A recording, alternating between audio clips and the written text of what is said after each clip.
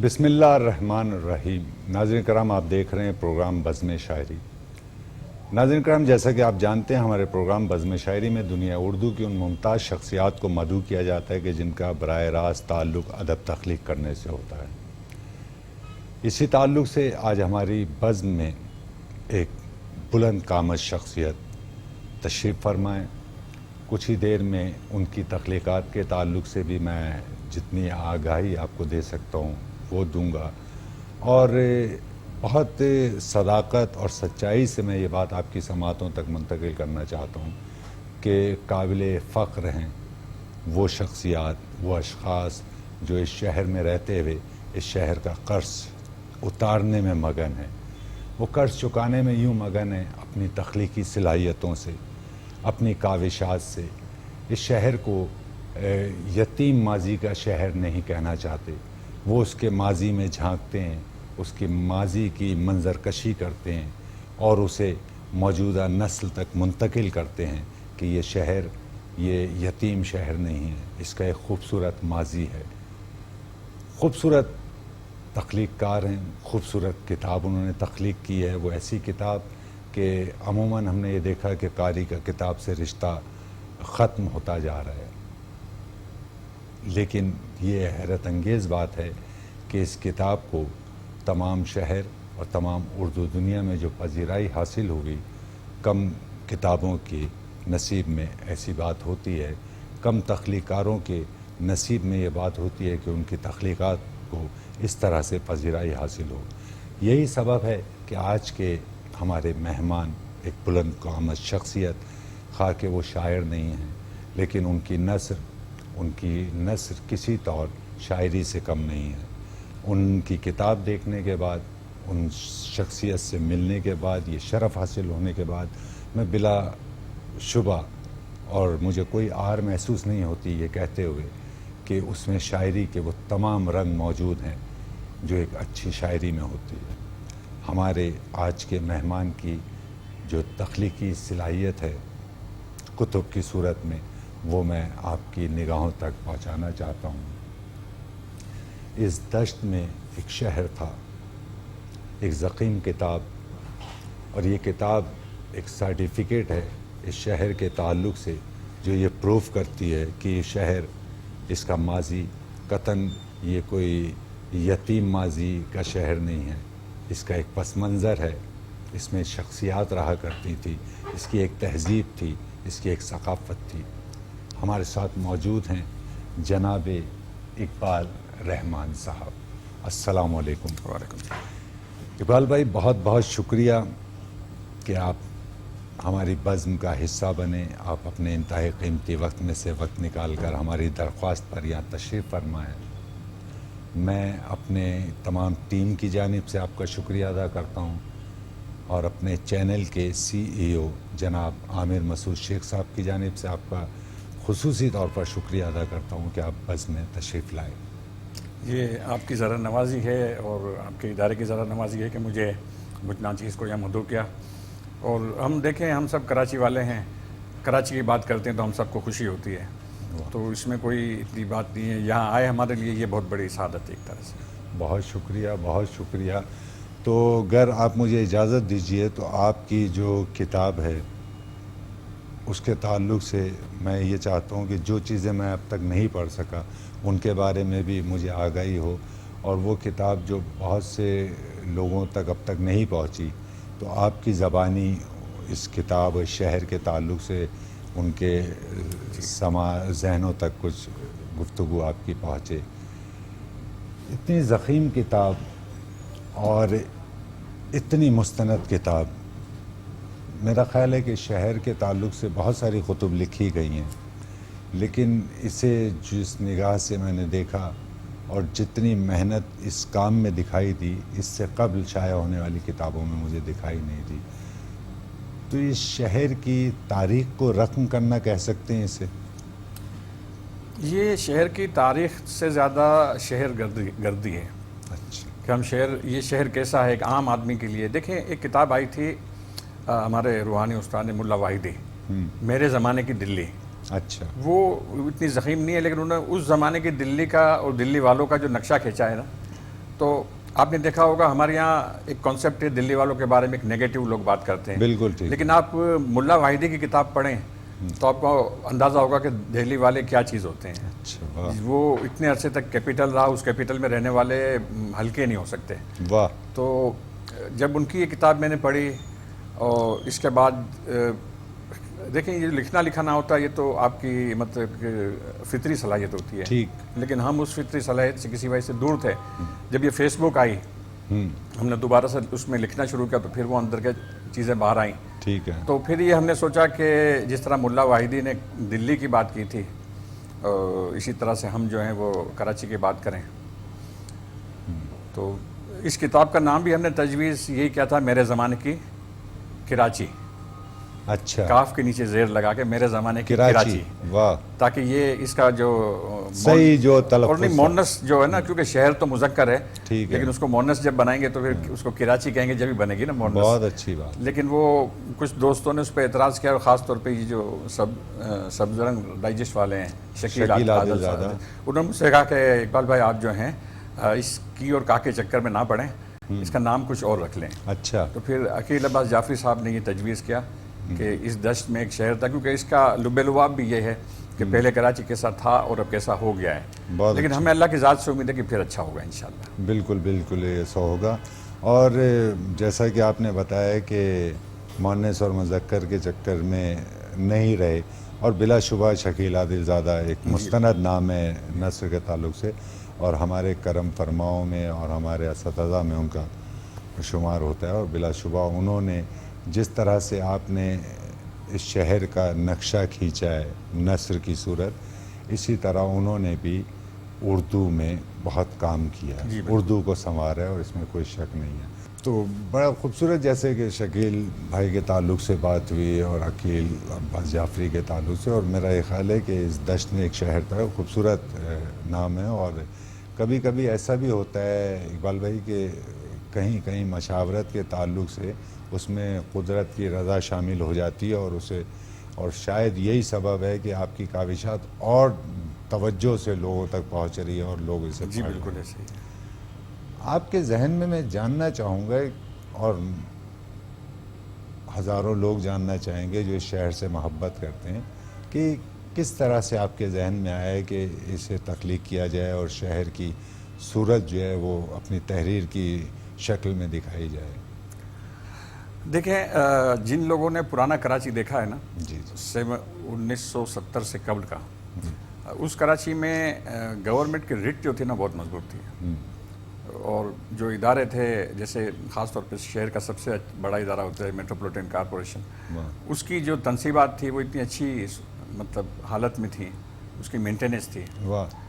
میں جب آج سے کوئی 10 سال قبل ترکی گیا تھا استنبول، تو وہاں جب میں پرانے استنبول میں گھوم رہا تھا تو مجھے اس میں کراچی کی جھلک نظر آئی، کیا کہنا. جو یہاں سے معدوم ہو چکی تھی.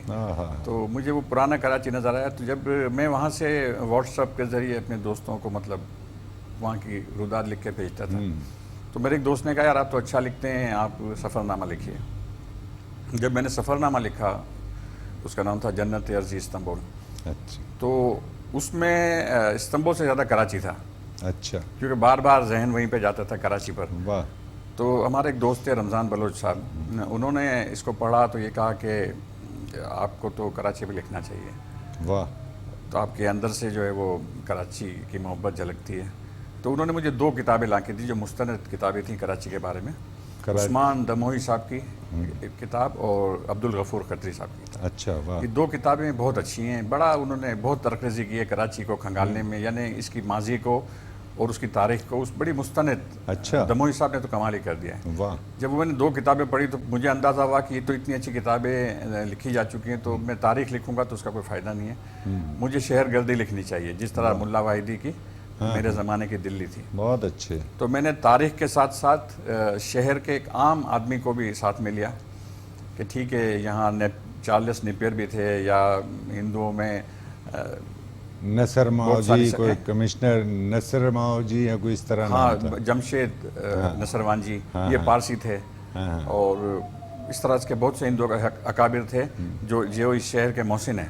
ان کے بارے میں تو لوگ جانتے ہیں, لیکن کراچی کے ایک عام آدمی کو بھی تو ہم وہ سب معلوم ہونا اوپر لائیں چاہیے نا کیا تھا. کہ یہ کراچی میں ایک آدمی برف بیچنے والا ہے, وہ برف بیچتا ہے, اور اس کے سامنے اگر کوئی خواتین سے بدتمیزی کر جائے تو وہ کیا کرتا ہے, شہر کے لوگوں کا کیا مزاج ہے, تو وہ سارا اس کتاب میں نے. بہت اچھی بات ہے. بلکہ آپ اجازت دیجئے تو چونکہ ہمیں خاص لگاؤ ہے اس شہر سے, تو اس سبب سے ہمیشہ کوئی بھی کتاب ایسی آتی ہے تو ہم چاہتے ہیں کہ ہم اسے پڑھیں, اور سے تو اس سبب سے ہمیشہ کوئی بھی کتاب ایسی آتی ہے تو ہم چاہتے ہیں کہ ہم اسے پڑھیں اور مزید جانیں کہ کیا کیا تھا.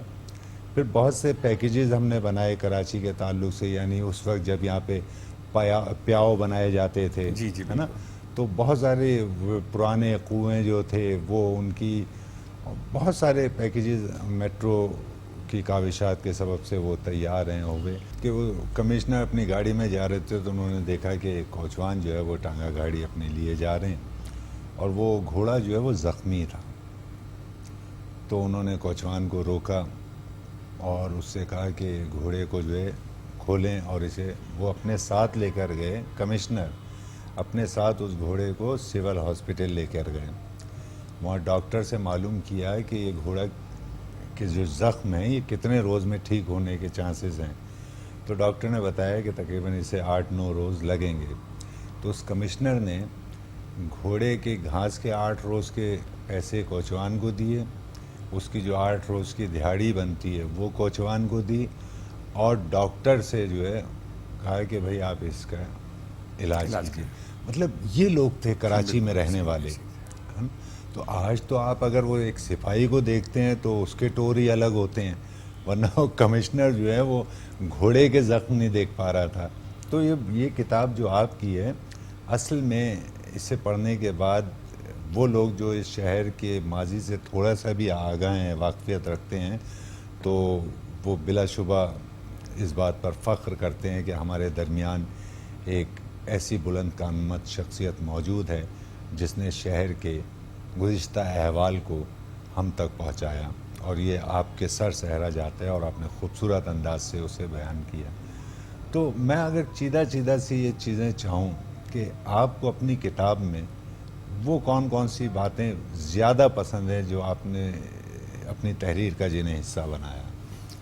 دیکھیں اس میں جیسے آج کل ہم دیکھتے ہیں قانون کی بات ہوتی ہے, مطلب پہلے ہمیں اصل میں اسکول میں جو تاریخ پڑھائی گئی نا وہ مغلوں کی پڑھائی گئی, یا پھر بہت تو لاہور, ٹھیک, ہمارا اپنا شہر کراچی, یا اس کی اوور آل جو تاریخ تھی نا. اب جیسے آپ نے عدل جہانگیری سنا ہوگا, ٹھیک ہے, اب مجھے بتائیے کہ آج کے دور میں میڈیا کے دور میں بالکل نہیں, ایک آدمی اگر اپنی ایک اپلیکیشن بھی لے کے جاتا ہے تو اس کو ریسیو کرنا ہوتا تو کرتے ہیں, ورنہ بھگا دیتے ہیں اس کو. بالکل ایسے. تو عدل جہانگیری بادشاہ کی زنجیر ہلانے کون جاتا ہوگا, اور کس کو جانے دیا جاتا ہوگا, کامن سینس کی بات ہے. بالکل صحیح بات ہے. لیکن آپ یہ دیکھیں چارلس نیپیر جب یہاں آئے, پہلے سندھ کے کمشنر, انہوں نے یہاں آ کر ایک چیز آبزرو کی کہ خواتین جو ہیں وہ کھانا پکاتے ہوئے جل جاتی ہیں اور مر جاتی ہیں.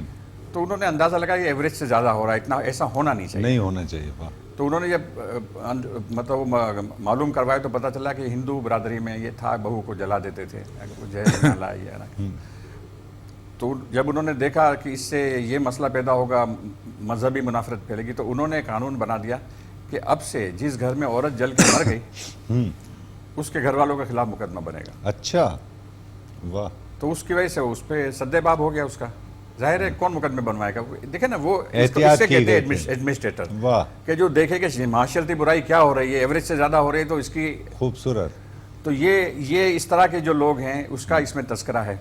بہت اچھا, اسی طرح سے ہندو, یہ جو اسپینسر ہاسپٹل کے پاس ہرچند رائے وشن داس روڈ, تو ہرچند رائے وشن داس بھی کراچی کے کمشنر تھے بعد میں. انہوں نے تعلیم کو اتنا فروغ دیا کہ پورے شہر میں جال بچھا دیا تعلیمی اداروں کا, اور یہ جو بجلی آئی وہ بھی ان کے دور میں آئی. اچھا.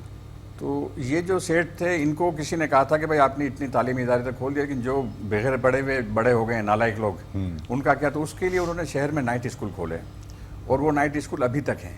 اچھا لی مارکیٹ پہ ایک اسکول تو ابھی بھی ہے، وہ نائٹ اسکول چل رہا ہے. واہ تو یہ ان لوگوں کا کتنا بڑا احسان تھا نا ہمارے اوپر. بہت بے شک. تو ستم ظریف یہ بھی کہ ہرچند رائے وشن داس روڈ جو ہے اس کا نام صدیق وہاب روڈ کر دیا گیا. ارے بھائی کیوں کر دیا گیا؟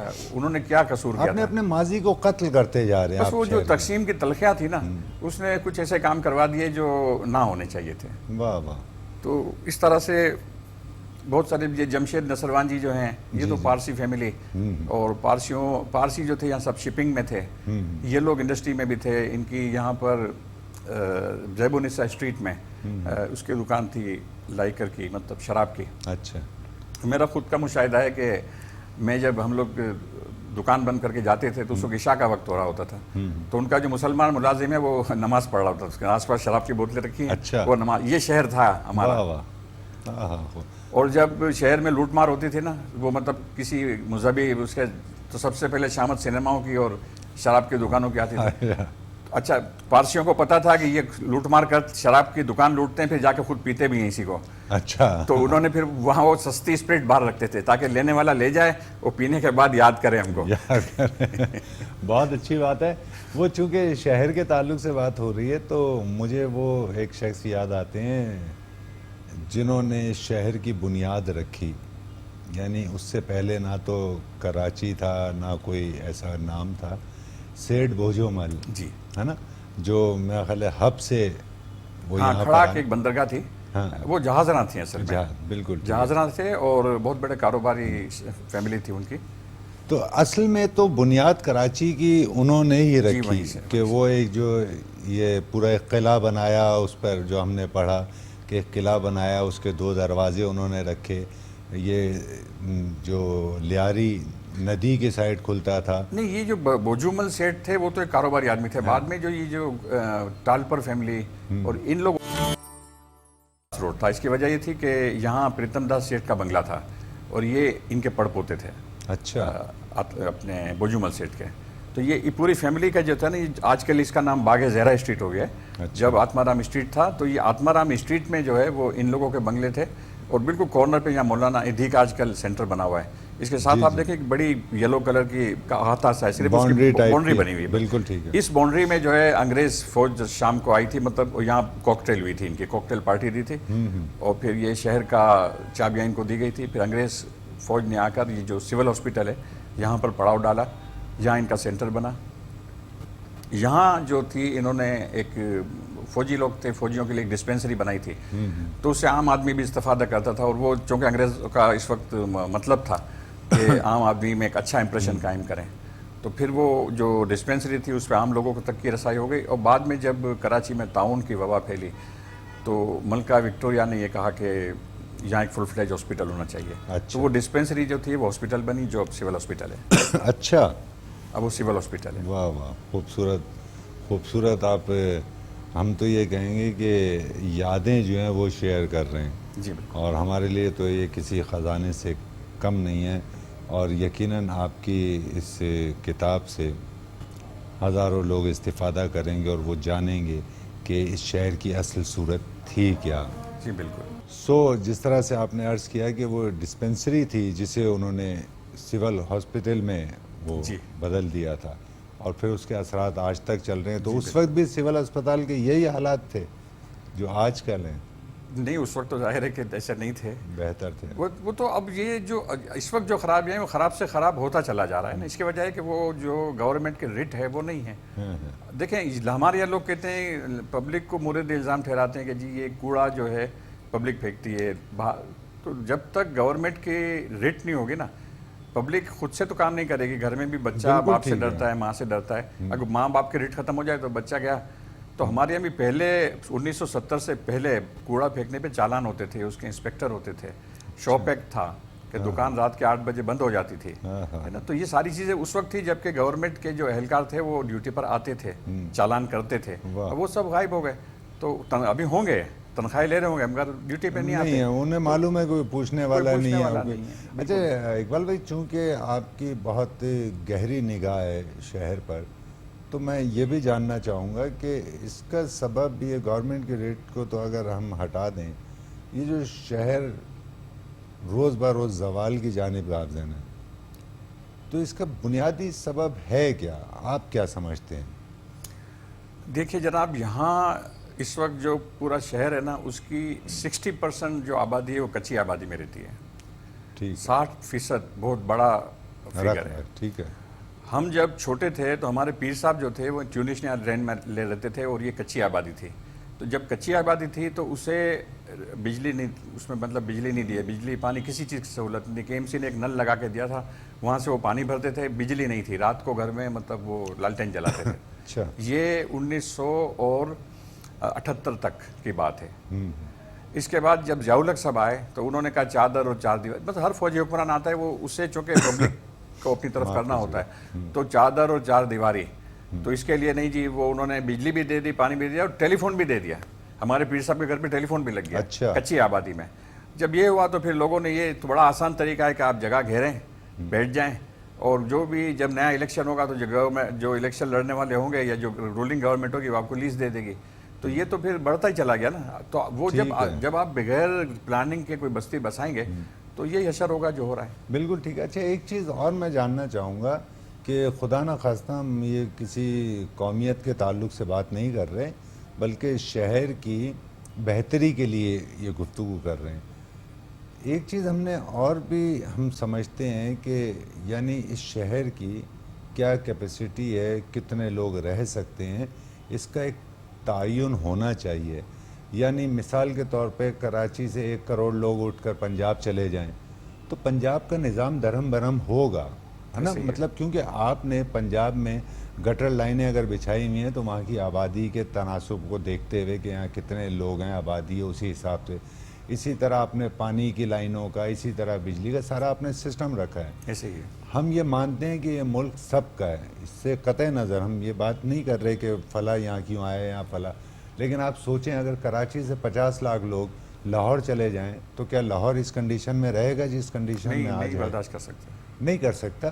تو ہمیں اس جانب دیکھنا چاہیے کہ کوئی بھی اگر آ رہا ہے تو اس کے لیے ہم کیا سہولتیں دے سکتے ہیں، اور اگر وہ پاکستانی ہے اور پاکستان میں آ رہا ہے تب تو اچھی بات ہے اور اس کا کوئی آپ بہتری کر سکتے ہیں. لیکن یہ کہ آپ دوسرے ممالک سے 20-20 لاکھ لوگوں کو اور 40-40 لاکھ لوگوں کو لا کے یہاں بسا دیں شہر کو، اور پھر یہ کہیں کہ شہر کا برا حال ہے، تو یہ تو آپ نے خود یہ شجر لگائے ہیں. ایسے ہی ہے نا. تو آج آپ پریشان ہو رہے ہیں انہی لوگوں سے جنہیں آپ نے یہاں پناہ دی، اور 50-50 لاکھ لوگ لا کے آپ نے کراچی میں بسا دی. آج وہ ڈکیتیاں بھی مار رہے ہیں، معاف کیجیے گا، وہ چوریاں بھی کر رہے ہیں، وہ پانی کے مسائل بھی کراچی والوں کو پیش آ رہے ہیں، بجلی کے بھی آ رہے ہیں. تو اب کچھ سدھار کی جانب تو اقبال بھائی دکھائی نہیں دے رہا معاملہ. دیکھیں، سدھار جو ہے نا وہ کبھی بھی مشکل نہیں ہوتا. آپ نے اور ہم نے دیکھا کہ ایک تو وہ پرانی بات تھی جب میئر افغانی آئے تھے. ٹھیک. اس کے بعد لیٹسٹ جو آج سے 10 سال 15 سال پہلے نعمت اللہ صاحب آئے. جی. 4 سال ان کے اور 4 سال جو بعد میں وہ آیا لڑکا کیا مصطفیٰ کمال، ان کے 8 سال دیکھیں کتنی کراچی کی یہ چینج ہوئی نا. ٹھیک ہے. بسیں گرین بسیں آئیں. اس کے علاوہ ہر جگہ پر ایک مطلب ترقی کا اور ایک سسٹم اور میں تو سوچ رہا تھا کہ اگر یہ اسی طرح سے سٹی ڈسٹرکٹ گورنمنٹ جو نام دیا گیا تھا اسی طرح سے اگر یہ رہی 12-15 سال رہ گئی تو وہ جو گمشدہ کراچی تھا وہ بحال ہو جائے گا، بحال ہو جاتا. لیکن نہیں چلنے دیا نا اس کو، کیونکہ اس میں اصل میں یہاں جو کرپشن اور بہت سارے عوامل ہیں جو اس کو چلنے نہیں دیتے. پہلے افغانی صاحب کو بھی نہیں چلنے دیا گیا تھا، آخر میں ایڈمنسٹریٹر آ گئے تھے، اور یہاں اس کے بعد اس کا بھی بگاڑ ہو گیا. ایسے ہی لگ رہا ہے، مطلب آگے بھی آثار کوئی بہتر دکھائی نہیں دے رہے. بالکل. ہاں، اس طرح کی کوئی پالیسی آ جائے، سٹی ڈسٹرکٹ گورنمنٹ بحال ہو جائے اور اس پہ مخلص لوگ آئیں تو کوئی مشکل نہیں ہو. گورنمنٹ کے ریٹ تو اتنی مضبوط ہوتی ہے. کتنے کنٹری تھے جو پہلے تباہ و برباد تھے بعد میں بن گئے، تو ہمارے لیے بھی کوئی مشکل نہیں ہو. کراچی میں تو اتنی دیکھیں اس وقت سیل ٹیکس 18% ہے. دیکھیں جب انکم ٹیکس تھا تو لوگ کہتے تھے انکم ٹیکس نہیں بنا، تو محبوب الحق صاحب نے یہ کہا تھا کہ آپ انکم پہ ٹیکس نہ لگائیں، اخراجات پہ لگائیں. جو آدمی جتنا پیسہ خرچ کرے گا اس پہ ٹیکس دے گا. واہ. تو 12. اچھا، پھر انہوں نے کہا کہ پاکستان میں ہر سطح پہ ٹیکس مشکل ہے تو ایک ساتھ 12 لگاؤ. تو ایک ساتھ، اور اس میں یہ بات شامل تھی کہ ہم بتدریج انکم ٹیکس ختم کر دیں گے، کیونکہ یہ 18-12% ہر وہ آدمی دے رہا ہے جو خرچ کر رہا ہے، کما رہا ہے وہ دے رہا ہے. اچھا، اور جو بچا رہا ہے اس پہ ٹیکس نہیں ہے. دنیا میں کہیں بھی نہیں ہوتا. اب یہاں تو بچت پہ بھی ٹیکس ہے کہ آپ جو پیسے بچاتے ہیں اس پہ آپ کو جو بینک کی پروفٹ دیتا ہے اس پہ بھی ٹیکس کٹ جاتا ہے آپ کا. واہ. تو وہ جو 18%، اب یہ 12 کا 18 ہو گیا، انکم ٹیکس اپنی جگہ ہے، 18% آپ کیا سمجھتے ہیں؟ ہم ایک دکان چلاتے ہیں نا، 2.5%، 3% میں 2 فیملیاں چلتی ہیں، 18% میں گورنمنٹ کی ایک فیملی نہیں چل رہی ہے۔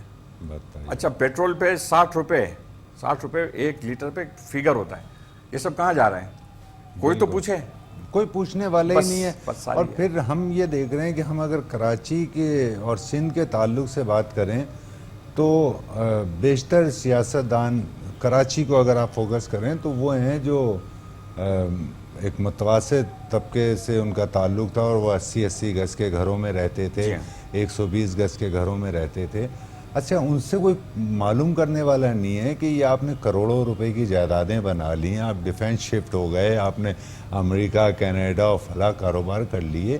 مطلب یہ تو وہ ہیں جو سامنے ہی سامنے ہمارے بنے، تو ہم کسی کو مورد الزام نہیں ٹھہرا سکتے۔ یہ برے لوگ ہم نے اپنے اوپر خود مسلط کیے ہیں، اور ان سے جان بھی ہمیں ہی چھڑانی ہے۔ باہر سے کوئی امریکہ سے اور روس سے نہیں آئے گا کہ بھئی ان سے جان چھڑائیں۔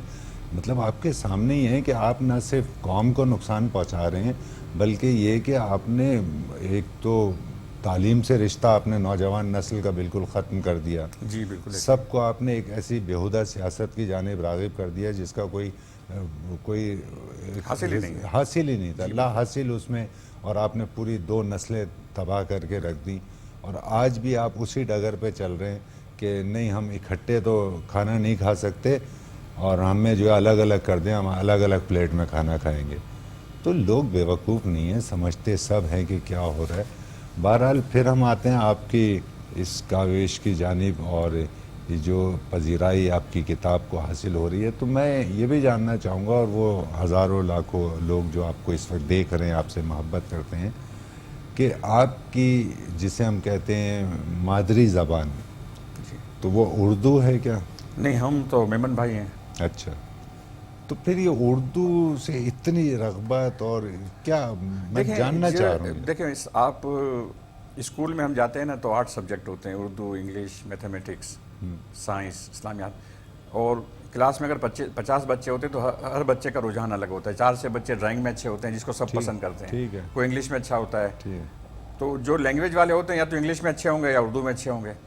تو ہم پاکستان میں چونکہ مادری اپنے قومی زبان اردو ہے اور اسکولوں میں اردو پڑھائی جاتی ہے، تو میرے چچا تھے، وہ رائٹر تھے، وہ مطلب جوناگڑھ میں تھے، تو ان کی دسترس گجراتی میں ہو گئی۔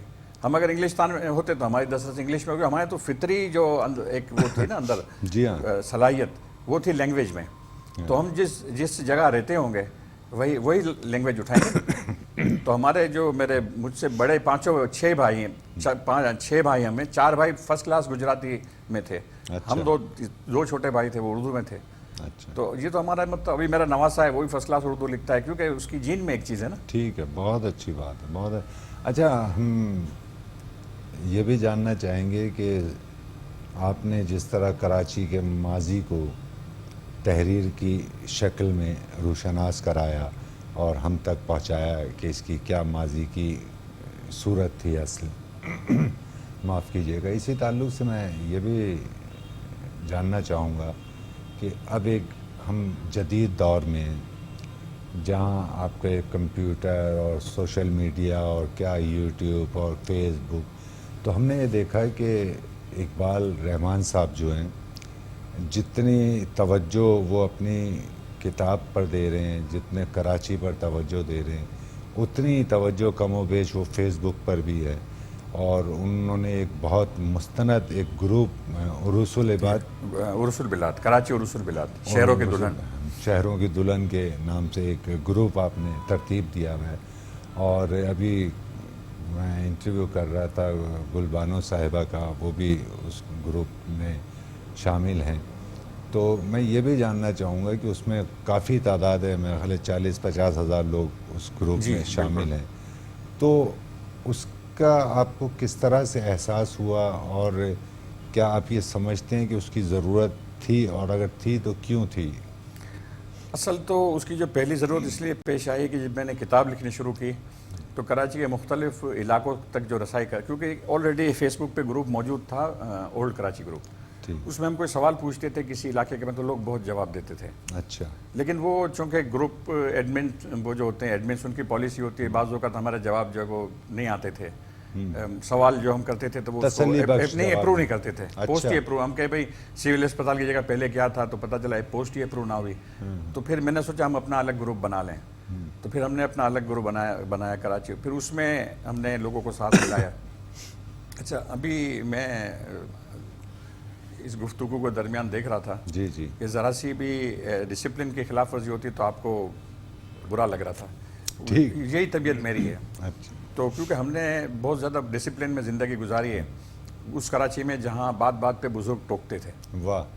تو اب وہ, لیکن مجھے بڑی خوشی ہوئی کہ میں نے اپنے گروپ میں جب لوگوں کو ٹوکنا اور ڈانٹنا شروع کیا تو زیادہ تر لوگوں نے جو ہے اس کو مطلب اچھا سمجھا, پازیٹیو لیا اسے. وہ اپنی تذلیل نہیں سمجھا بلکہ اپنے یہ بالکل بھی سمجھا نہیں. کہ جتنے بھی نوجوان ہیں میرے 2 جملے تھے, کوئی اچھا لکھے تو میرے کو آپ کی پیپسی پکی, اور جو غلط لکھے میں اس سے کہوں دیوار کی طرف منہ کر کے کھڑے ہو جائیے.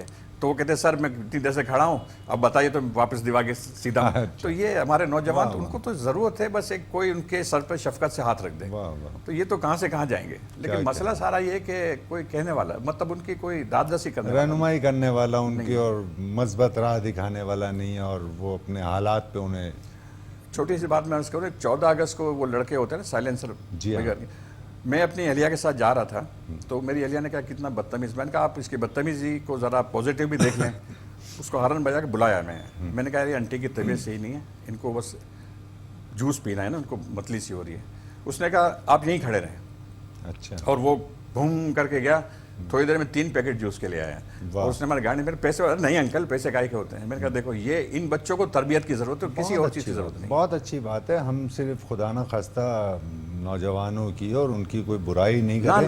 آپ یہ دیکھیں, میں نے اکثر دیکھا ہے یہ ہر 1-2 دن بعد ایسے مناظر دیکھنے میں آتے ہیں کہ آپ کہیں جا رہے ہوں گاڑی سے تو آپ دیکھتے ہیں کہ کسی موٹر سائیکل سوار کے پیٹرول ختم ہو گیا. تو ایک ایسا انجان سا شخص جو اسے جانتا بھی نہیں ہے, تو اگر وہ اسے پیٹرول نہیں دیتا تو اس کی گاڑی کو ٹو کرتے ہوئے ساتھ لے کر جا رہا ہوتا ہے, پمپ تک پہنچاتا ہے. پھر میں نے بہت یہ دیکھا ہے کہ خواتین موٹر سائیکل پر بیٹھی ہوئی ہیں تو ان کے قریب سے دوسری بائک گزری, معاف کیجیے گا, تو انہوں نے ان سے کہا کہ بھائی دیکھیں سسٹر یہ دوپٹہ آپ کا آ جائے گا چین میں. مطلب یہ کتنے خوبصورت لوگ ہیں ہمارے.